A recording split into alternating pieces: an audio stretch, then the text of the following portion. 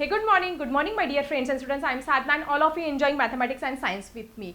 आणि फायनली आपला 3 dimensional object हा जो चॅप्टर आहे तुमचा 6th स्टँडर्डचा फर्स्ट चॅप्टर संपलेला आहे आणि त्याची छोटीशी प्रॅक्टिस सेट 1.1 आहे.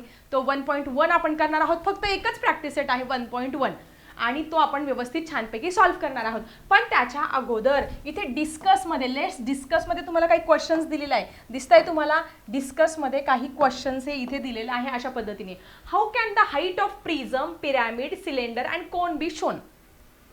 जर तुम्हाला प्रिझम, पिरॅमिड, सिलेंडर किंवा कोन या सगळ्यांची हाईट शो करायची असेल तर काय करावं लागणार आहे. येस, नथिंग बट हा तुमचा ट्रायंग्युलर प्रिझम आहे, स्क्वेअर प्रिझम आहे, पिरॅमिड आहे.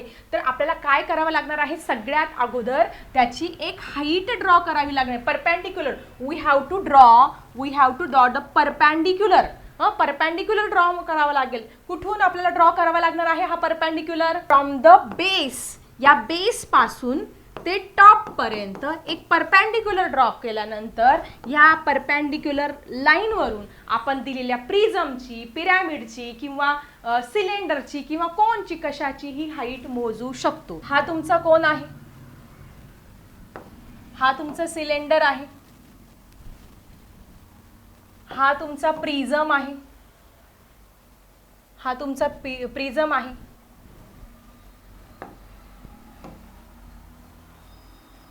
हा पण ट्रायंग्युलर प्रिझम आहे. आता कुठलीही फिगर घ्या इथे. इथे तुम्ही कुठलीही फिगर घ्या. जर तुम्हाला याची हाईट मोजायची असेल तर कशी मोजणार. फ्रॉम द बेस पासून या टॉप वरती जर असं आपण परपेंडिक्युलर ड्रॉ केला तर ती झाली त्याची हाईट. याची हाईट किती झाली. 8 सेंटीमीटर. आता इथे पण बघा, इथे पण काय केलं, इथपासून इथपर्यंत आपण काय केलं, परपेंडिक्युलर झालं ड्रॉ केला, ती काय झाली त्याची हाईट झाली. सो अशा पद्धतीने कुठलीही जी फिगर आहे, कुठलीही फिगर जी आहे, तुम्हाला प्रश्न काय विचारलाय बघा. How can be height of the prism, pyramid and cylinder cone B shown. मग याचं उत्तर कसं लिहिणार आहात. कारण पेपरला जर असा प्रश्न आला, आता तुम्हाला शक्यतो हा प्रश्न पेपरला अशा पद्धतीने विचारला जाणार नाही, पण जरी विचारला गेला तर आपल्याला प्रत्येक each and every concept should be clear. आपण उत्तर काय लिहिणार. How can be the height of prism, pyramid, cylinder cone be shown. That is by drawing perpendicular. असं पूर्ण वाक्यात उत्तर लिहा. पाहिजे तर कुठेतरी लिहून घ्या तुम्ही. हा प्रश्न पण लिहून काढा. By drawing perpendicular from base to the top or the vertex of the काही पण लिहा मग. Of the prism, pyramid, cylinder और cone. Of the prism, pyramid, cone और सिलेंडर. ठीक आहे. हे झालं या प्रश्नाचं उत्तर.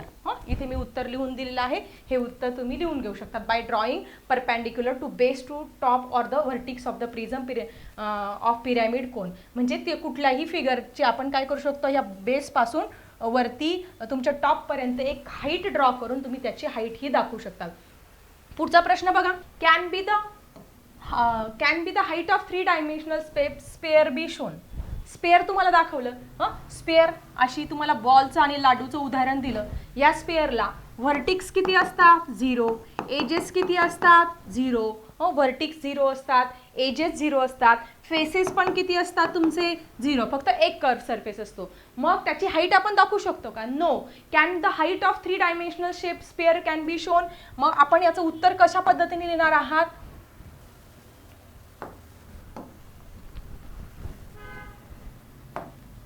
याचा आन्सर आपण लिहिणार आहात नो.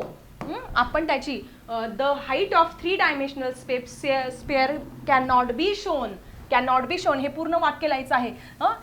नो नंतर हे वाक्य पूर्ण लिहायचं असं असं कॉपी करून. The height of 3 dimensional sphere can, इथे कॅन आहे ना, इथे कॅन स्पेअर बी शोन. मग इथे काय लिहिणार तुम्ही, कॅन नॉट बी शोन. आणि मग पूर्ण वाक्यात उत्तर लिहा. Because sphere have no base.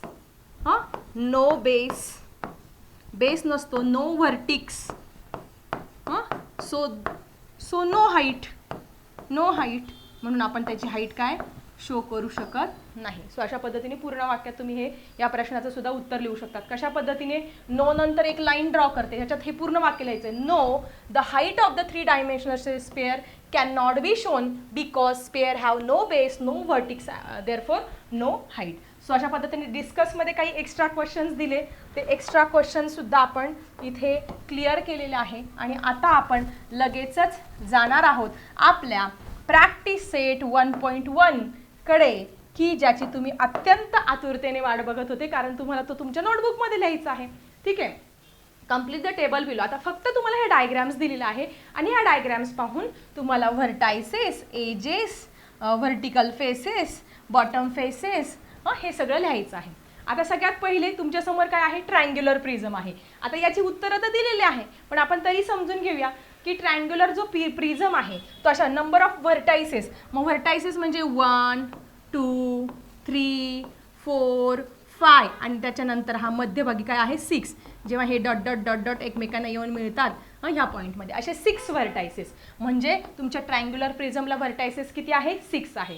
त्यानंतर एजेस. आता आपण कडा मोजणार आहोत. कडा जर मोजल्या तर 1 2 3 4 5, त्याच्यानंतर बघा 6, ही 7, ही 8 आणि ही एक 9. अशा 9 एजेस, 9 कडा आहे. नंबर ऑफ व्हर्टिकल फेसेस बघा. मग आता तुम्ही जर बघितलं तर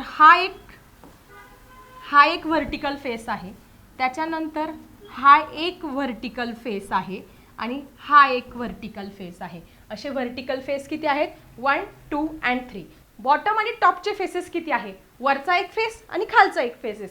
असे टॉप आणि बॉटमचे फेसेस किती झाले तुमचे, 2. पिरॅमिडचे टाईप वेगळे आहे. प्रिझममध्ये ट्रायंग्युलर प्रिझम आहे, स्क्वेअर प्रिझम आहे, पेंटॅगॉनल प्रिझम आहे.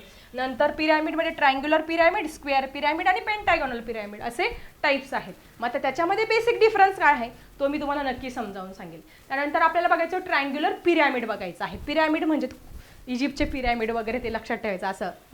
ठीक आहे. आता आपण बघणार आहोत व्हर्टायसेस. 1 2 3 and 4. किती झाले व्हर्टायसेस या पिरॅमिडला, 4 व्हर्टायसेस आर देअर. त्यानंतर आपल्याला बघायचं एजेस. एजेस बघा मी काढते. 1 2 3 हे 3 झाले. त्याच्यानंतर 4 5 आणि 6. एजेसची संख्या, कडांची संख्या किती झाली तुमची, 6. त्यानंतर आपल्याला बघायचं आहे नंबर ऑफ व्हर्टिकल फेसेस. हे सगळ्यात महत्त्वाचं आहे.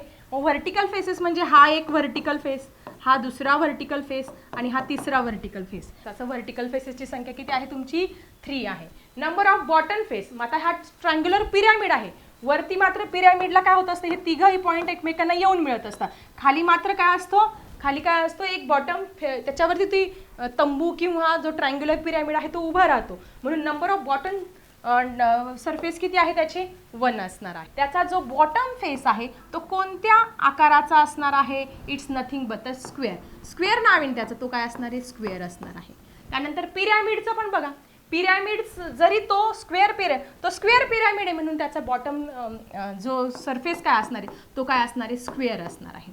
कशा पद्धतीने स्क्वेअर, तुम्ही जर अगोदरची डायग्राम बघितली असेल, ही डायग्राम बघितली, हा स्क्वेअर पिरॅमिड आहे, हा स्क्वेअर पिरॅमिड, हा स्क्वेअर पिरॅमिड, हे जे तीनही ट्रायंगल आहे ना, हे तिघही ट्रायंगल एकमेकांना आपण अशा पद्धतीने हा फोल्ड करून इकडे जुळवला, इकडे जुळवला, इकडे जुळवला, इकडे जुळवला, तर अशा पद्धतीने हे चारही ट्रायंगल एकमेकांना येऊन मिळतील आणि त्याचा जो बॉटमचा सरफेस आहे तो काय असणार आहे तुमचा, स्क्वेअर येणार आहे. काय येणार आहे तुमचा, स्क्वेअर येणार आहे. ही फिगर बघा, ही फिगर आपल्याला पेपरमध्ये दाखवलेली आहे आणि ही इकडे ओपन करून दाखवलेली आहे. त्यानंतर पुढे बघूया, हे दोघं स्क्वेअर स्क्वेअर आन्सर आपण लिहून टाकले. Number of vertices. व्हर्टायसेस बघा 1 2 3 4 5 6 7 8. मग हे नंबर ऑफ व्हर्टायसेस किती आहे तुमचे, 8 व्हर्टायसेस आहे. आता बघायचं नंबर ऑफ एजेस. कडा मोजायच्या आहेत. 1 2 3 4, वरच्या 4, त्याच्यानंतर 5 6 7 8, ह्या 8 झाल्या. आणि उभ्या बघा 8 9 10 11 आणि ही एक 12. सो अशा पद्धतीने कडा किती झाल्या आपण हे ऑलरेडी अगोदर शिकलेलो आहोत. या एजेस तुमच्या 12 झाल्या. त्यानंतर नंबर ऑफ व्हर्टिकल फेसेस, वरचे उभे पृष्ठभाग विचारलेले आहे. मग हा एक झाला, त्याच्यानंतर हा दुसरा झाला, त्याच्यानंतर हा तिसरा झाला आणि हा एक चौथा झाला. असे 4 व्हर्टिकल फेसेस आहे. नंबर ऑफ व्हर्टिकल फेसेस किती आहे तुमचे? 4 आहे. मग व्हर्टिकल फेसेस म्हणजे हे असे एक, बघा कन्फ्युजन करू नका. त्याच्यानंतर हा दुसरा,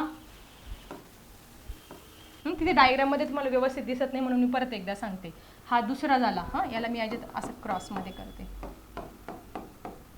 हा तिसरा, हा तिसरा, हा इकडचा एक आणि हा एक आणि त्याच्या पाठीमागचा एक, असे किती आहे तुमचे? 4 व्हर्टिकल फेसेस आहे. की 4 तुमचे व्हर्टिकल फेसेस आहे. ठीक आहे. त्याच्यानंतर number of bottom and top faces. आता हे तर सोपं आहे.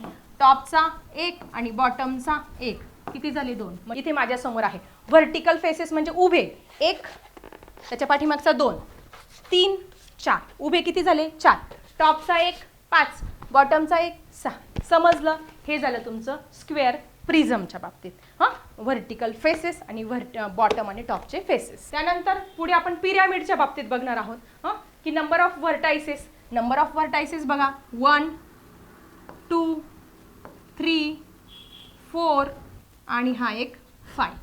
ठीक आहे. अशा पद्धतीने हे मी ऑलरेडी अगोदर स्क्वेअर पिरॅमिडमध्ये तुम्हाला समजावून सांगितलेलं आहे त्या फिगरमध्ये. ती फिगर पाहिजे तर परत एकदा दाखवते तुम्हाला मी. आता आपल्याला याच्या कडा मोजायच्या आहेत, पण या कडा मोजण्यासाठी ही डायग्राम तुम्हाला इथे व्यवस्थित दाखवलेली नाही, त्याच्यामुळं मी याच्यात पण मोजून दाखवते तुम्हाला आणि तुम्हाला मागची डायग्राम जी आहे ती स्पष्ट दिलेली आहे. मग याच्यामध्ये आपल्याला एजेस बघा 1 2 3 4 5, ह्या 5 झाल्या. 6 7 8, किती झाल्या? 8 एजेस, 8 कडा झालेल्या आहे. आणि नंतर व्हर्टायसेस बघा.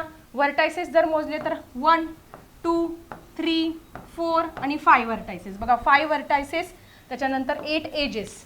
आणि स्क्वेअर फेस, हा स्क्वेअर फेस 1 आणि ट्रायंग्युलर फेसेस किती आहेत? हा 1 2 3 आणि हे 4 आहेत. हे आपण ऑलरेडी शिकलेलं आहोत, पण तिथे ना डायग्राम थोडीशी पुस्तकामध्ये तुम्हाला व्यवस्थित दिलेली नाही आहे, म्हणून मी तुम्हाला परत एकदा ही जी डायग्राम आहे ती डायग्राम व्यवस्थित समजावून सांगितलेली आहे. कडा किती झाल्या तुमच्या? 8 कडा झाले. व्हर्टिकल फेसेस किती सांगितले? 4.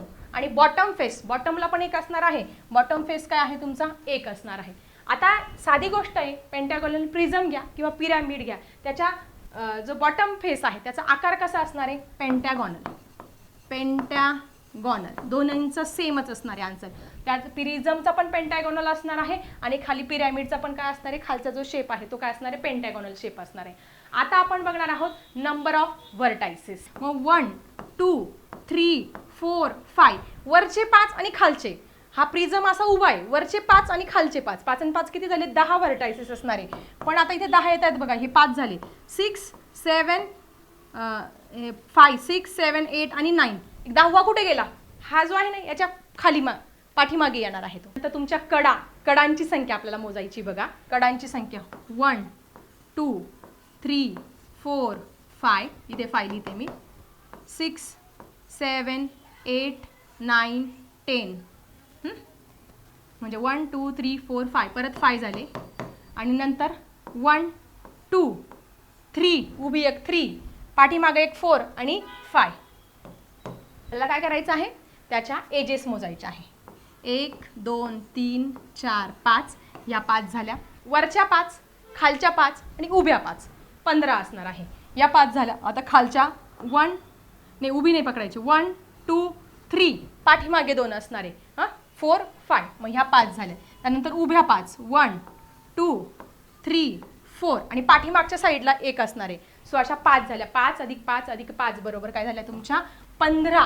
किती झाल्या? 15 तुमच्या व एजेस असणार आहे. कशाला? तुमच्या पेंटागोनल प्रिझम. मग आता व्हर्टिकल फेसेस विचारले आहे.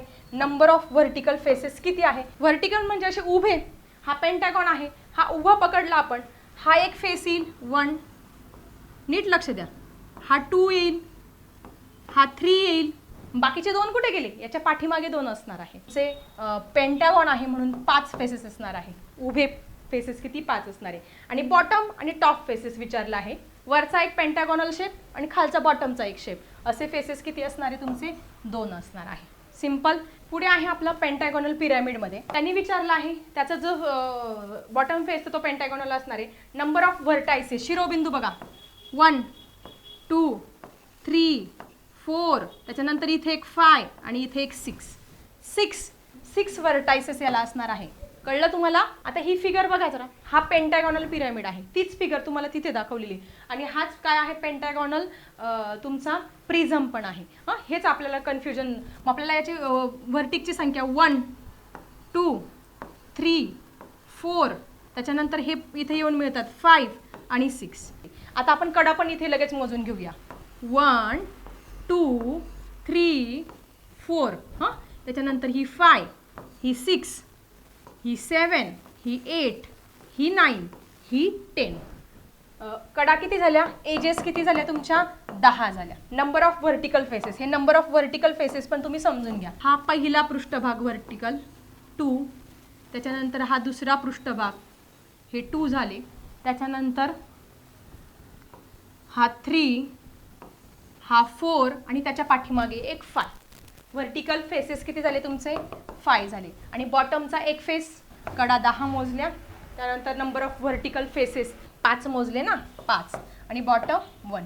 सो अशा पद्धतीने तुमचा प्रॅक्टिस सेट 1.1चा हा जो क्वेश्चन होता की जो आपल्याला समजलं, म्हणजे डायग्राम्स तुमच्या समजून घेतल्याशिवाय तुम्हाला त्याचं उत्तर लिहिताच येणार नाही. त्याच्यासाठी तुम्ही व्हिडिओ व्यवस्थित बघा. व्हिडिओ ज्याने व्यवस्थित बघितले ना की त्याला ह्या कन्सेप्ट क्लिअर असेल ना, मग त्याला व्हर्टिकची संख्या लिहिल, त्याला एजेसची संख्या, त्याला नंबर ऑफ फेसेसची संख्या, बॉटम फेसेसची संख्या, सगळं काय असणार आहे लक्षात येणार आहे. Complete the table by writing the names of shapes and appear in the surrounding area.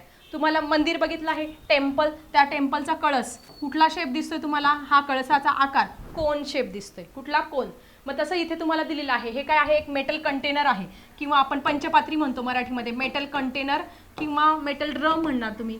याचा आकार काय आहे दिसतोय तुम्हाला? याचा आकार कसा दिसतोय तुम्हाला? सिलेंडर सारखा दिसतोय. वरती अशा पद्धतीने सिलेंडरचा आकार दिसतोय. सो याचा आकार काय लिहिणार तुम्ही? Cylindrical shape. फक्त आपल्याला शेप बघून लिहायचंय. हा फुटबॉल खेळतात ना तुम्ही, फुटबॉलचा आकार कुठला असतो तुम्हाला शिकवलं? गोल गोल कशाचा असतो? लाडू. आणि तुमचा बॉलचा आकार काय असतो? कुठला शेप असतो? Yes, it is nothing but a spare. हा काय आहे? तुमचा स्पेअर शेप आहे. त्यानंतर क्रिसमस ट्री सगळ्यांनी बघितला आहे. क्रिसमस ट्री, आपण क्रिसमस सेलिब्रेट करत असतो, नाताळ सेलिब्रेट करत असतो, त्याच्यामध्ये ती क्रिसमस ट्री आपण सजवत असतो. त्याचा आकार कसा असतो रे बाळांनो? It is nothing but a cone shape. का असतो कोन? कारण तो बर्फाळ प्रदेशामध्ये आपल्याला बघायला मिळतो आणि बर्फ पडल्यानंतर तो इझिली असा स्लाईड होऊन इकडनं निघून जात असतो. म्हणून बर्फाळ प्रदेशामधले जेवढी झाडं असतात ना, त्या झाडांचा आकार कोन शेप असतो. काय असतो? Cone shape. म्हणून त्याला कॉनिफर सुद्धा म्हणतात. काय म्हणतात? कॉनिफर. ही एक एक्स्ट्रा इन्फॉर्मेशन आहे की जे all the snowy region plants they having the plants the shape of that plants is a cone like, so they are called as conifers. का? तो बर्फ साठत जाऊन ते पानं खराब होतील ना, मग तो इझिली स्लाइड होतो, तो बर्फ पडल्यानंतर इझिली निघून जातो, म्हणून त्यांचा आकार काय असतो? Cone shape. म्हणून क्रिसमस ट्री आलं की त्याचा आकार कसा लिहिणार तुम्ही? Cone shape. त्यानंतर आपल्याला एक टेक्स्ट बुक दिलेलं आहे. आता या टेक्स्ट बुकला तुमची लेंथ आहे, ही तुमची ब्रीथ आहे आणि ही तुमची जाडी पण दिलेली आहे. काय दिलेली? थिकनेस पण दिलेली आहे. म्हणजे ज्याला लेंथ, ब्रीथ, हाईट असते, आपण त्याला काय म्हणतो? 3D ऑब्जेक्ट म्हणत असतो, बरोबर. 3D ऑब्जेक्टमध्ये हा कुठला शेप आहे? Yes, it is nothing but a cuboid shape. हा कुठला आकार आहे? क्युबॉइड शेप आहे. सो अशा पद्धतीने हा प्रॅक्टिस सेट 1.1 इथे संपलेला आहे आणि लवकरच तुमचा प्रिझम आणि पिरॅमिडचा डिफरन्स घेऊन आणि शेवटचा एक्सरसाइज घेऊन लवकरच भेटूया पुढच्या व्हिडिओमध्ये. सगळ्यात महत्त्वाचं तुमच्या कन्सेप्ट क्लिअर होत आहे ना, तुम्ही 5 विद्यार्थ्यांपर्यंत, तुमच्या 5 मित्रांपर्यंत हा व्हिडिओ पोचवा. 100% त्यांच्याही कन्सेप्ट क्लिअर होतील आणि ते पण हुशार होतील तुमच्यासारखेच. ठीक आहे, चला भेटूया नेक्स्ट व्हिडिओमध्ये. आता मी थांबते. Bye everyone.